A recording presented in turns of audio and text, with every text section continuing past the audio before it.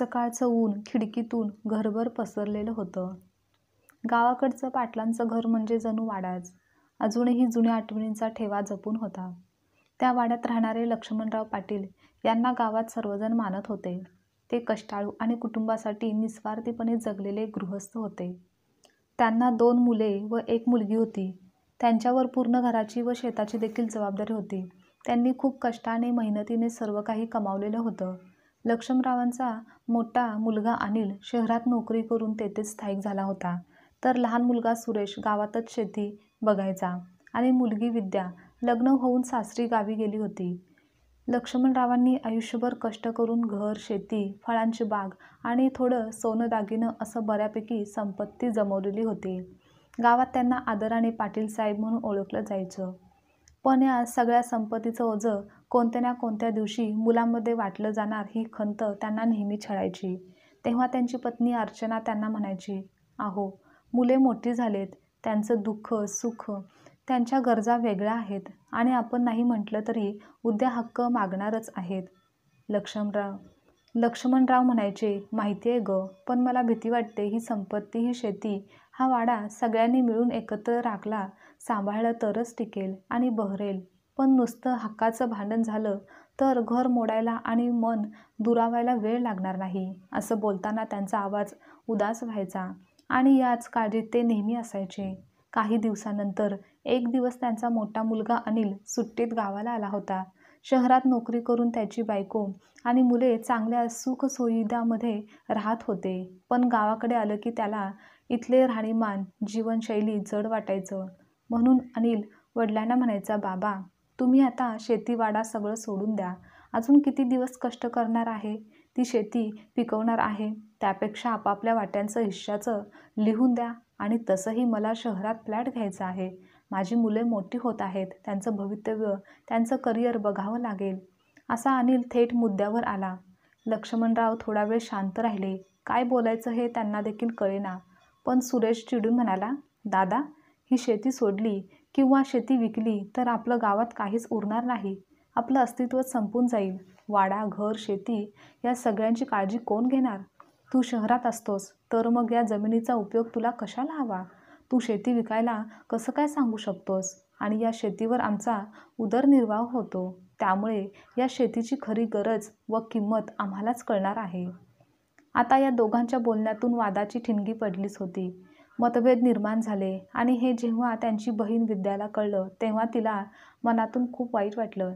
कारण ती नेहमी म्हणायची की आपल्या आईवडिलांच्या जिवंतपणी काही भांडण, वाद नको. त्यांचा सन्मान, मान नेहमी टिकवून ठेवूयात. पण वेळ जसजसा पुढे गेला तसतसं वारसा हक्काचं ओझं जड होऊ लागलं. रात्री अर्चनाबाई लक्ष्मणरावांना म्हणाल्या, "अहो, मोठा मुलगा आपला हक्क मागतोय. लहान मुलगा तडजोड करायला तयार नाही. तर उद्या आपलं या घराचं काय होणार?" तेव्हा लक्ष्मणराव गंभीर आवाजात म्हणाले, "अर्चना, मला कधी वाटलं नव्हतं की आपण इतक्या कष्टाने जमवलेली संपत्ती हेच आपल्या डोक्यावरचं ओझं बनेल. त्याच्यावरून मुलांमध्ये वाद होतील आणि जिवंतपणी आपल्याला आपल्या मुलांना एकमेकांशी भांडताना पाहावं लागेल असं कधीच वाटलं नव्हतं." त्यानंतरच्या काही दिवसात पाटलांचं दार सायंकाळी नेहमीप्रमाणे लोकांच्या येण्याजाण्याने गजबजलेलं असायचं. पण आतल्या आत मात्र घरात एक वेगळं वातावरण होतं. लक्ष्मणरावांच्या मनात सतत काळजी होती आणि संपत्तीची विभागणी होणार किंवा विकली जाणार याची भीती त्यांना वाटत होती. ते नेहमी चिंतेत असायचे. काही दिवसांनी मोठा मुलगा अनिल शहरात परत गेला होता.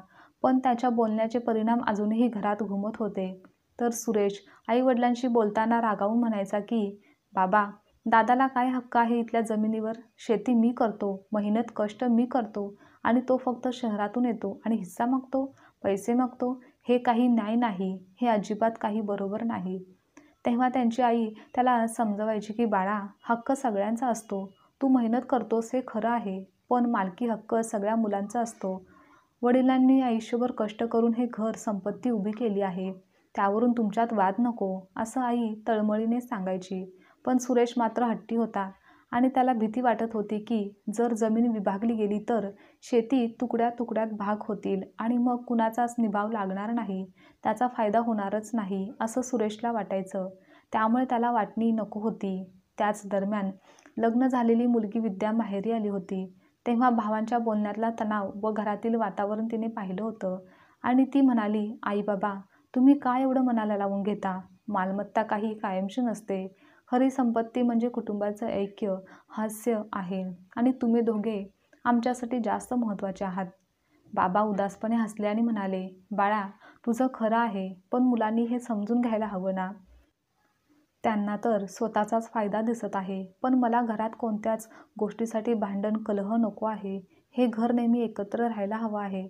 आता विद्याला आपल्या आईवडिलांचं दुःख पाहवत नव्हतं. तिला वाटायचं की भावाने जर थोडं प्रेम दाखवलं, थोडं समजून घेतलं, तर आईवडिलांचे शेवटचे दिवस शांततेत व समाधानीत जातील. पण प्रत्यक्षात तसं होत नव्हतं. आई-वडील दोघेही नेहमी चिंतेत असायचे. हळूहळू त्यांच्या घरातील गोष्टी बाहेर गावात पोहोचल्या. चौकात बसणारे लोक आपापसात बोलायचे की लक्ष्मणरावांच्या मुलामध्ये जमिनीवरून वाद लागलाय म्हणे. अरे पण इतकं कष्टाने शेती उभं केलं, घर उभं केलं, पण आता शेवटी फुटणार बहुतेक. संपत्तीची वाटणी होणार.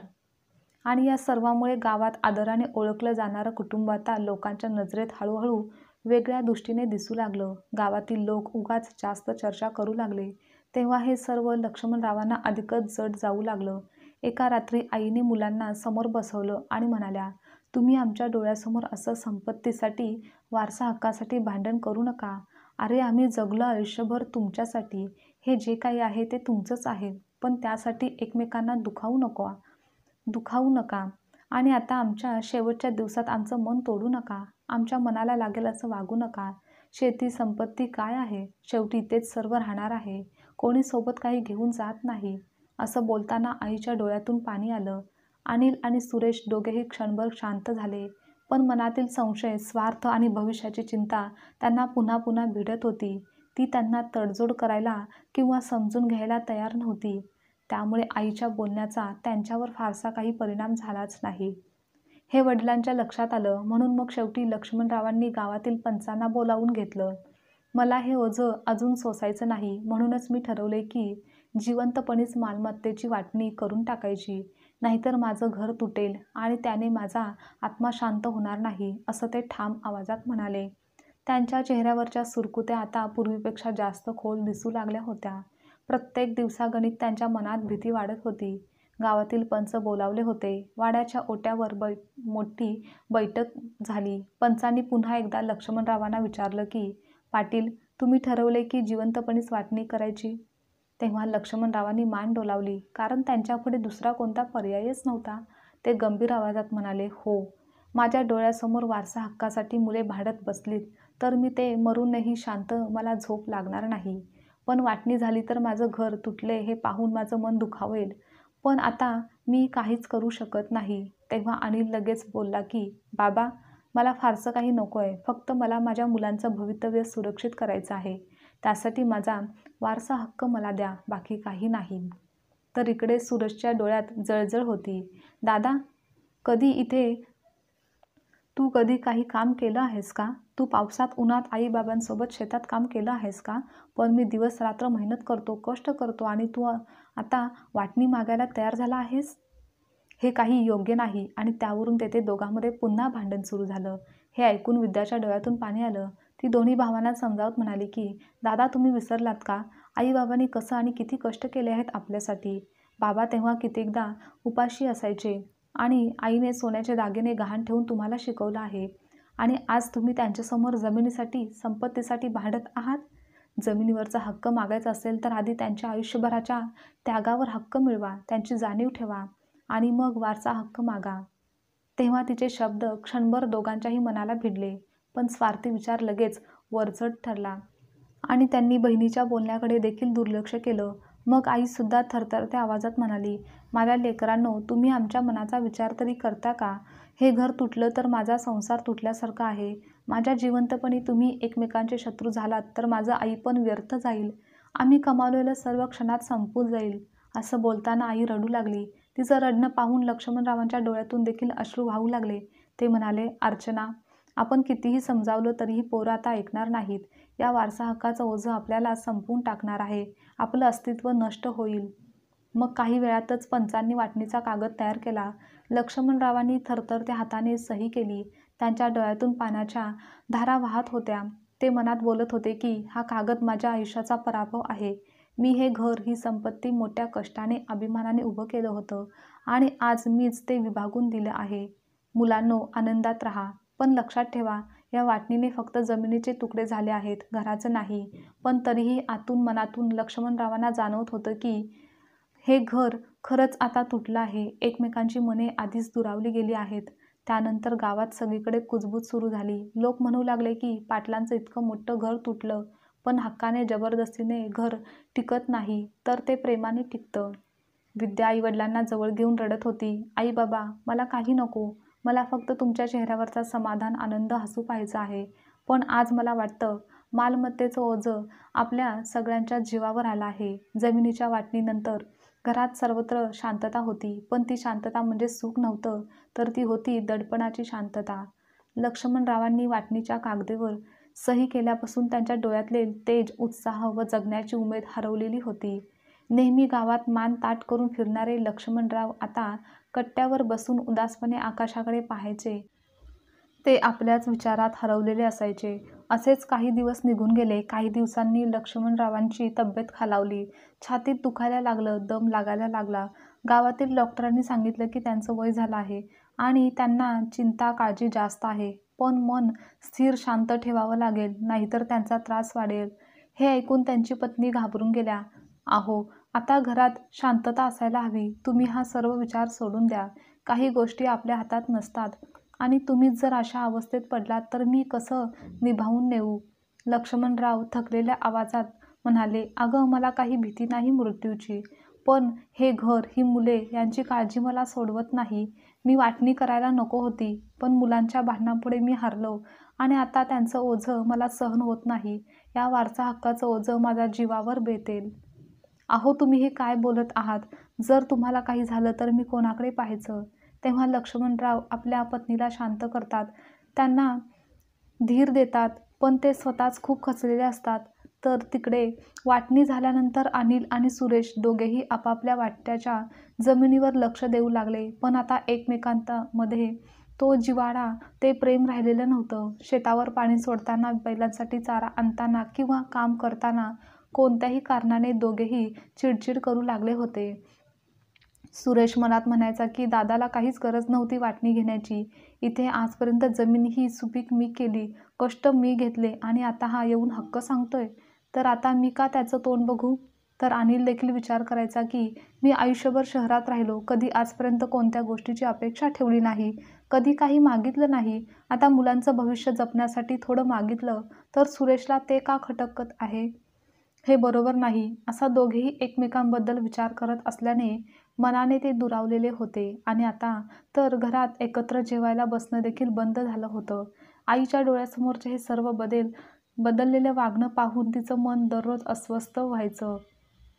तर विद्याला देखील हे सगळं पाहवत नव्हतं. ती दोन्ही भावांना वेगवेगळ्या पद्धतीने समजावून सांगायची की दादा, आईबाबांचे असे किती दिवस राहिले आहेत, त्यांचं वय झालं आहे, त्यांना आनंद, समाधान द्यायचा विचार करा की तुम्ही संपत्तीसाठी एकमेकांसोबत भांडत आहात. पैसा काय आज ना उद्या कमवता येईल, पण आईबाबांचं सुख पुन्हा मिळणार नाही. पण दोघेही तिचं ऐकूनही दुर्लक्षित करायचे. एके दिवशी विद्या रडतच आईजवळ आली. "मी काही नको म्हणाले होते ना. मला वाटलं मी त्याग केला तर भाऊ एकत्र राहतील, पण ते अजूनच लांब जात आहेत. त्या दोघांचं वागणं मला पटत नाही आणि त्यांचा सर्वात जास्त त्रास बाबांना होत आहे." आईने तिच्या डोक्यावरून हात फिरवला. "तू मुलगी आहेस म्हणूनच आईसारखीच घर वाचवण्याचा प्रयत्न करत आहेस. पण भावांच्या डोळ्यात आई-वडिलांच्या कष्टांची जाणीव नाही, तर तुझं प्रेम, त्याग त्यांना कसं समजेल?" खरं तर लक्ष्मणरावांनी आपल्या संपत्तीचे 3 भाग केले होते. त्यांनी आपल्या मुलीला देखील तिचा हक्क दिला होता. त्यानंतरच्या काही दिवसांनी लक्ष्मणरावांची तब्येत अचानक खूप खालावली. डॉक्टरांनी सांगितलं की आता ते काही दिवसांचे सोबती आहेत. हे ऐकून संपूर्ण घर गोंधळून गेलं. सर्वजण काळजीत पडले. तेव्हा लक्ष्मणरावांनी दोन्ही मुलांना जवळ बोलावलं आणि म्हणाले, "सुरेश, अनिल, माझे शेवटचं ऐका. ही जमीन, ही शेती, हा वाडा, हे सगळं माझ्या कष्टाचं आहे. हे तुम्हालाही माहिती आहे. पण माझी खरी संपत्ती तर तुम्ही आहात आणि जर तुम्ही एकत्र राहिलात तरच माझ्या आत्म्याला मुक्ती मिळेल, नाहीतर माझा मृत्यू देखील व्यर्थ जाईल." असं बोलताना त्यांच्या डोळ्यातून अश्रू होते, पण दोन्ही मुले नुसतं ठामपणे बघत उभी होती आणि शब्द त्यांच्या ओठावर येत नव्हते. मनातील हट्ट अजूनही त्यांना सोडवत नव्हता. तेव्हा वडील काय ते समजून गेले. तेव्हा कोणीच काही बोलले नाही. काही दिवसांनी लक्ष्मणरावांचा मृत्यू झाला. गावभर हळहळ पसरली. वाड्यात रडारड, गोंधळ, सहानुभूतीचं वातावरण होतं. अंत्यसंस्कारांच्या वेळी गावातील लोक कुजबुजत होते की पाटलांचं आयुष्य कष्टात गेलं, पण शेवटी मुलांच्या भांडणामुळे मनाला शांतीसुद्धा त्यांना मिळाली नाही. तर अर्चना आईला मात्र आता सगळं जगणं ओझं वाटत होतं. माझा आधार गेला. आता त्या घरातील माणसे मी कसे जोडू? आणि बाबांच्या मृत्यूनंतर विद्या देखील ठाम झाली. मी माझ्या वाटणीला आलेली वाटणी घेणार नाही, तर ती विकून जे काही पैसे मिळतील ते दोन्ही भावांना एकत्र व्यवसाय सुरू करून देईन. आणि जमीन कागदावर विभागली असेल, पण सर्व एकत्रच राहतील. आणि आईला पुन्हा एकदा एकत्र हसतं खेळतं कुटुंब घर देणं हीच आता माझी जबाबदारी आहे, असं ती आईच्या कुशीत डोकं ठेवून ठामपणे म्हणाली. आई, मला मुलगी म्हणून काही तुमच्या घरात हस्तक्षेप करण्याचा हक्क नाहीत असं लोक म्हणतात, पण माझं प्रेम कोणी हिसकावून घेऊ शकत नाही. मी या घरासाठी सर्व काही करेन. आईच्या डोळ्यात पाणी आलं. खरं तर विद्या, वारसा हक्काचं ओझं तूच उचलत आहेस, कारण तू घर वाचवण्याचा प्रयत्न करतेस. वडिलांच्या जाण्याने घरातील रिकामापणा फार खोलवर जाणवत होता. वडील असताना घरात जरी दोन कुटुंब वेगवेगळे राहत असले तरी वडिलांचे अस्तित्व सगळ्यांना बांधून ठेवायचं. पण ते गेल्यावर मात्र घराला छेद पडल्यासारखं झालं. त्यामुळे आई रोज अंगणात बसून घराच्या भिंतीकडे पाहून रडत असायची. पूर्वी हा वाडा किती गजबजलेला होता. सकाळी लक्ष्मणराव उठून सर्वांना आवाज द्यायचे. मुले पळत असायची. शेतावर गडबड सुरू असायची. पण आता सगळं शांत रिकामं झालं होतं. तेव्हा आईच्या मनात सतत विचार यायचा की माझ्या मुलांना एकत्र मी ठेवू शकेन का? बाबांच्या मृत्यूनंतर विद्याने ठरवलं की आता आईला कधीही एकटं पडू द्यायचं नाही. ती बोलली की आई, मी वारंवार इथे येत राहीन. या घराचं अंगण हे माझंही आहे. त्यानंतर तिने स्वतःचे दागिने भावांसमोर ठेवले आणि भावांना म्हणाली, हे घ्या, मला या सोन्याच्या दागिन्यांची काही हौस नाही आणि माझं खरं सोनं म्हणजे माझे आईबाबाच आहेत. हे घर आहे. या पैशात काही तुम्ही व्यवसाय सुरू करा, पण आईला आनंदाने समाधान द्या. आता मात्र तिच्या त्यागाने दोन्ही भाऊ जागे झाले, पण स्वभावाचा हट्ट अजूनही पूर्णपणे गेला नव्हता. एका रात्री अनिल शहरात परत जाण्याआधी आईच्या पायाशी बसला. आई, मी खरंच स्वार्थी होतो का? बहुतेक मुलांच्या भविष्य पाहण्यात इतका गुंतलो होतो की तुमच्या डोळ्यातील दुःख दिसलंच नाही. आईने त्याच्या डोक्यावरून हात फिरवला. बाळा, उशीर झाला तरी चालेल. आईच्या ममतेत अजून एवढं प्रेम आहे की ती तुटलेलं घर पुन्हा जोडू शकेल. सुरेशला देखील बाबांच्या मृत्यूनंतर अपराधीपणा वाटायला लागला होता. शेतावर काम करताना त्याला बाबा आठवायचे. उन्हात घाम गाळत असलेले, कष्ट करत असलेले, शेतात बियाणे टाकताना म्हणणारे, बाळा, मातीला कधीच कमी लेखू नको. आणि तो विचार करायचा की मी खरंच बाबांचं ऐकलं असतं तर दादाशी इतका राग धरला नसता. एक दिवस अर्चना आईने दोन्ही मुलांना बोलावलं. मुलांनो, वारसा हक्काचं ओझं तुम्ही आमच्या छातीत घातलं, पण आता मला फक्त एक हक्क हवा आहे. विद्याने देखील आईचा हात धरला. आई, तुला कधीच एकटं पडू देणार नाही. मी आहे तुझ्यासोबत. आईच्या डोळ्यातून पाणी आलं, पण त्या पाण्यात दुःखाबरोबर अभिमान देखील होता. माझी मुलगी खरंच माझा आधार आहे. त्यानंतर गावात हळूहळू लोकांना दिसायला लागलं की त्यांचं घर परत जुळतंय. अनिलने शहरातल्या कमाईतून काही गुंतवणूक करून सुरेशला शेतीसाठी नवी साधने दिली. सुरेशनेही दादासाठी शेतावर उत्पन्नाचा हिस्सा पाठवायला सुरुवात केली. आणि सर्वात महत्त्वाचं म्हणजे जेवणाची पंगत पुन्हा एकत्र बसली होती. आईने पहिल्यांदा दोन्ही सुना, मुले, नातवंड आणि मुलगी विद्या यांना एकाच ओटीवर बसवून जेवायला घातलं. तिच्या डोळ्यात आनंद अश्रू होते. त्या बोलल्या, लक्ष्मणराव, तुमच्या मुलांनी शेवटी ऐक्याचा वारसा उचलला आहे. विद्या आईच्या मांडीवर डोकं ठेवून म्हणाली, आई, वारसा हक्काचं ओझं जमिनीवर असतं, पण खरं ओझं आपल्या मनावरच असतं. ते आपण सोडलं की घर पुन्हा जुळतं. आई हसली. तिच्या चेहऱ्यावर समाधान झळकत होतं. आता वाड्यात पुन्हा हास्य, मुलांच्या खेळण्याचा आवाज, जेवणावरची धांदल ऐकू येऊ लागली होती. लक्ष्मणराव नाहीत, पण त्यांचं स्वप्न, घर एकत्र राहावं, अखेर पूर्ण झालं होतं. वारसा हक्काचं ओझं आता प्रेमाच्या धाग्यांनी हलकं झालं होतं. आजची कथा तुम्हाला आवडल्यास लाईक, शेअर, कमेंट करा आणि चॅनलवर नवीन असाल तर चॅनलला सबस्क्राईबसुद्धा नक्की करा.